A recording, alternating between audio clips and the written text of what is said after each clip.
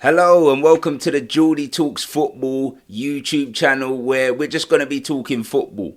We're going to give my punditry, so my analysis on games. We're going to talk the latest news and what's going on in around the world of football, really, the hot topics. And there's no better place to start than the World Cup. We're into the final week, so we've got the semi-final, the third place match and the World Cup final this week, which is interesting. We'll dive into the games coming up. I mean, tomorrow we've got France versus Spain, and then we've got England versus Argentina on Wednesday. That's the semi-finals. So we'll dive into that a bit later on. Anyways, let's start. I know it's a bit late, but better late than never, they say. England defeat Norway to reach the semi-finals of the World Cup. What do I think of that game? Well, actually, we got to go with the real deal, Jude Bellingham. I thought he was class. He's getting a lot of praise for his anticipation, as you saw with the second goal. Just everything about him. That first goal was different. It was different. But you know what? I like everything else he's doing. Everything he's doing, stuff off the ball. He's pressing. Wherever you look, he's there. He's an animal that won't leave you alone. And I think it's quality to see that. Like we've finally got someone like that for England. We haven't had that for years. And I think, yeah, he's scoring. He's got a lot of goals. I heard he's got more goals than Thierry Henry in the World Cup now. In all of the World Cups that Thierry Henry played in, Jude Bellingham's got more than him, and he's only just turned 23. That's crazy. That's crazy. And Jude's a midfielder as well. But, there's big things to come for him, which is amazing. Amazing.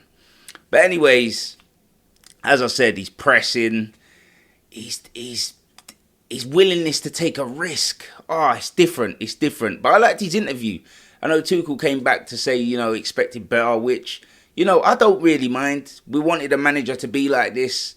Expect more. Don't just be happy. Expect more, because let's get it right. It wasn't a great performance by England by a long mile. That wasn't a great performance. Too many players were off it. And there's certain players carrying other players, like Jude Bellingham, for an example. I think he's making players around him look better, which is why he's a world-class player, because he does that. I thought Harry Kane, off of it, in my opinion, drops a bit too deep. I don't mind him doing that sometimes, but he's doing it a lot, and he's trying to look for that diag. He's got that in his locker, but sometimes it's not on because there's nobody in the box. There were several times in that game where it was flashed across and no one's in there, And yeah, Kane, sometimes I just want you to stay up there. Just stay in the box. Just stay in there. The ball will arrive. For Madueke, poor. Anyways, I'm not going to go through the whole team's performance. But there were several players that were off it. Players that I thought were great were Jude, Elliot Anderson, and there was one more that I actually thought was great, but I can't actually think. Who did I think was decent? I thought Gordon was decent. Direct. We needed pace. And, actually, speaking of we needed pace, let's talk about Tuchel's subs. How did I feel about that? I think he got it wrong. I don't mind. He's a risk taker. He made the two subs at half time, which, Rice was off the pace. I think it was 3 corners in the first half. Didn't even beat the first man. Miles off the pace. He's been ill with a virus.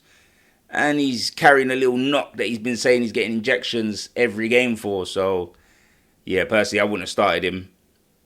And yeah, he subs. He brought on Eze and subbed off Madueke and brought on Saka, which I thought the Saka one was correct. The Eze one, not for me, because that then forced them to move Jude to the 8 and Eze came into the 10, which didn't make sense because Jude literally just scored before half time.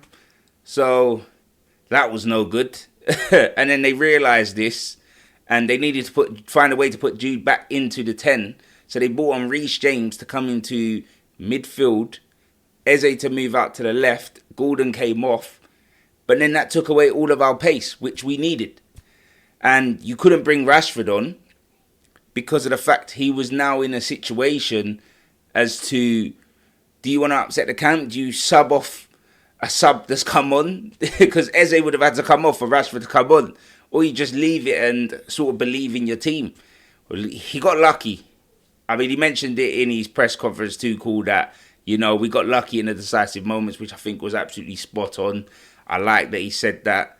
And Jude Bellingham came back and said, about the conditions. They mentioned, this is straight after the game. They haven't been briefed, whatever. They mentioned about Tuchel's comments to Bellingham, and he basically said, does he want to run out there? They just done 120 minutes in 41 degrees. I think it was 80% humidity. That is ridiculous conditions. Actually, I think it was the second hottest game that's been played in a tournament like this. So, yeah, he's got a point, and I like that. I know a lot of people are thinking, God, Jude, he don't stop. He does a good performance, but he talks a bit too much. I don't mind it. For me, it feels like the first big personality since Gaza. I mean, I weren't around for Gaza, but from what I've seen and what I hear, he sounds like that guy. And we need that. We need that because what we had before wasn't working. So we need a Jude Bellingham. And he's 23. I think he's wicked. Anyways, enough of that. Let's talk about the semi-finals.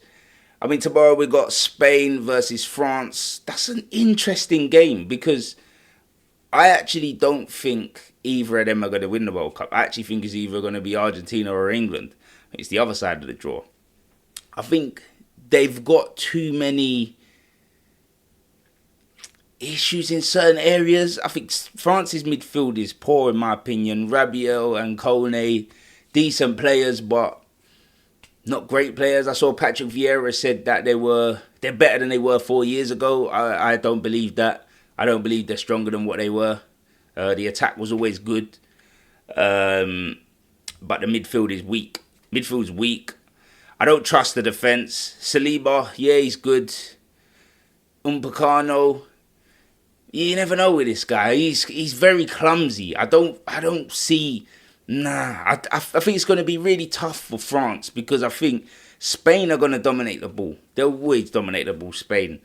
And it's going to be a lot of running for France. And that could cause Elise to have to drop too far deep and collect the ball. He does it in the other games because France dominating, so he goes and collects it and then drives with it. I don't think he'll be able to do that with against Spain.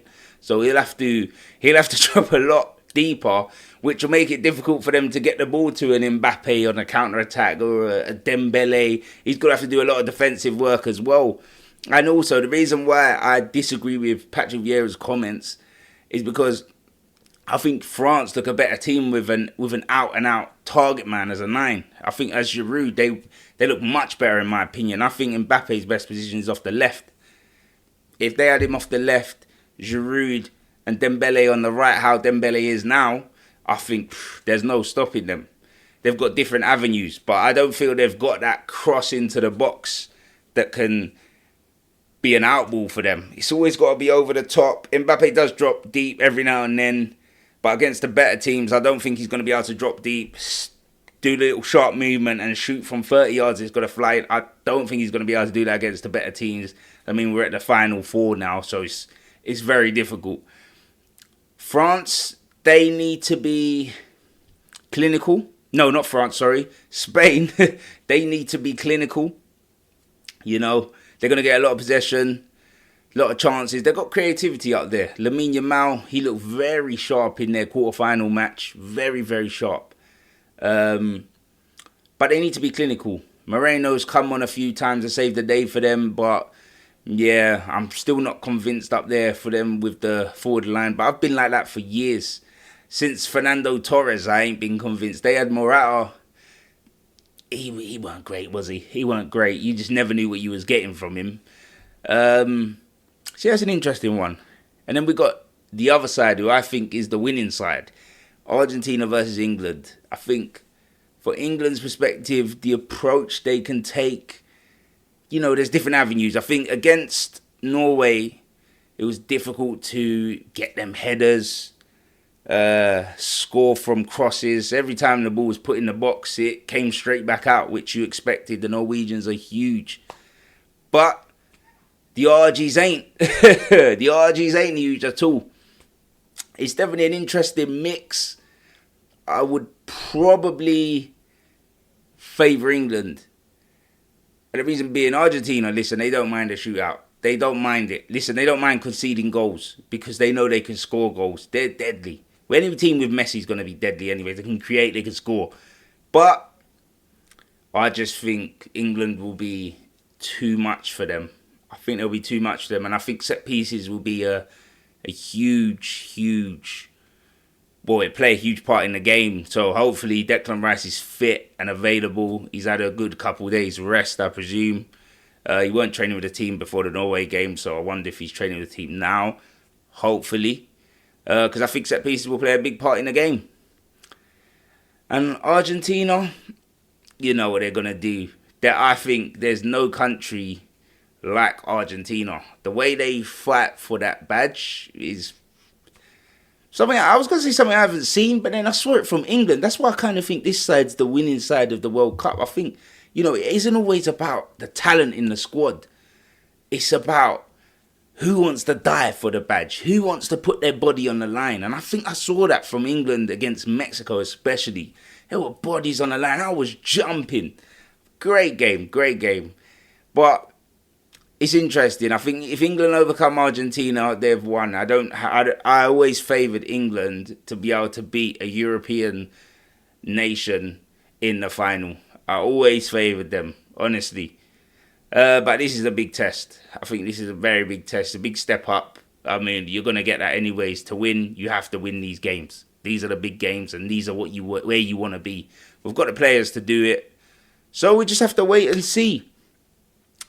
And finally, let's talk about the man that just don't leave football alone, does he? Cristiano Ronaldo. It were meant to be for him with Portugal in the World Cup, but have we seen the last of him? By the looks of things, no. Jorge Jesus, I hope that's how you say his name, the former Al Nassr manager, is now announced as the Portugal manager. And one of the first things he said is Ronaldo's part of his plans. Now, I'll tell you what, personally, I think he hinders Portugal. You know, I think there's better players. They try to look for that one avenue, get wide, get the ball in the box, which, you know, you have to adapt to certain players, but I kind of think he hinders Portugal a lot. I think they've got a lot more creativity than just getting it wide and getting it in the box, personally. Ronaldo's answered the critics by saying, you know, I'll go when I want to go, basically. Nobody's going to tell him that's his time. He's going to leave when he leaves. But I don't think that's how it should work with the national team. I don't care how good you are. For me, second best player ever. Messi's the first. But I don't think you should be able to dictate when you leave the national team. He is now, I don't want to say it, but he's not good enough now. There's better players than him in the national team. It's fine. It's fine. Everybody ages. You know, age catches up to everybody. Why can't he accept it? I don't understand. I originally thought that he wanted to wait around long enough to play with his son. But now we're sitting here. I think he's going to be 45, 46 at the next World Cup. You know, and I know it's in Portugal as well. That's one of the nations.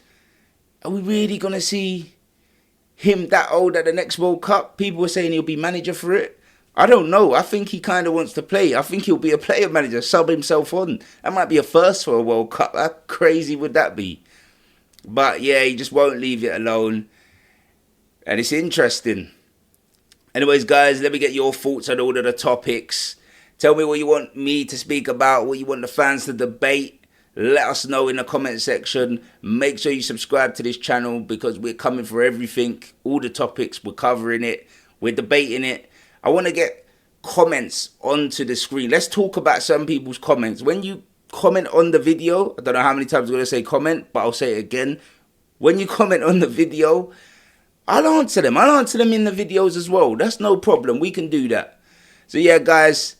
Thumbs up, give it a like, subscribe to the channel, and I'll see you in the next one.